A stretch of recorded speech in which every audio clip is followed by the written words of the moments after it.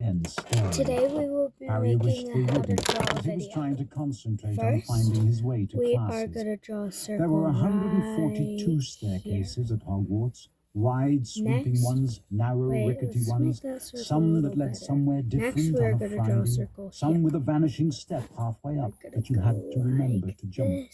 Then there were doors that wouldn't open unless you asked politely or tickled them in exactly the right place, and doors that weren't really doors at all, but solid walls, just pretending.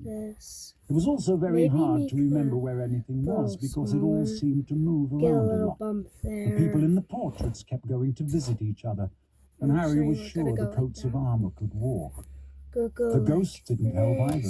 It was always a nasty shock when one of them glided suddenly through a door you were trying to open. Nearly Headless Nick was always happy. Gryffindors in the right direction, but Peeves the poltergeist was worth 2 locked doors and a trick staircase if you met him when you were late for class. He would drop waste paper baskets on your head, pull rugs from under your feet, pelt you with bits of chalk, or sneak up behind you, invisible, grab your nose and screech, "Got ya, conk!" Even worse than Peeves, if that was possible, was the caretaker, Argus Filch. Harry and Ron managed to get on the wrong side of him on their very first morning. Filch found them trying to force their way through a door that unluckily turned out to be the entrance to the out-of-bounds corridor on the 3rd floor.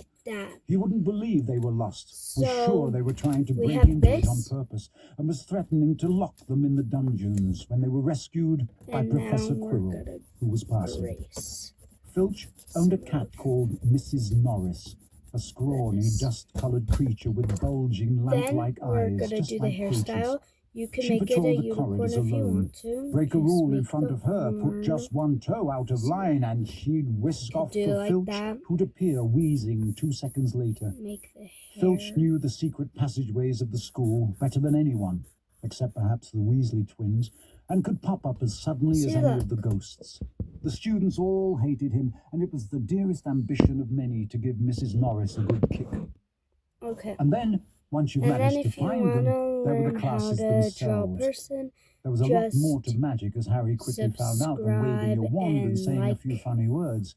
They had to study the night skies through their telescopes every Wednesday at midnight, and learn the names of different stars and the movements of the planets. 3 times a week they went out to the greenhouse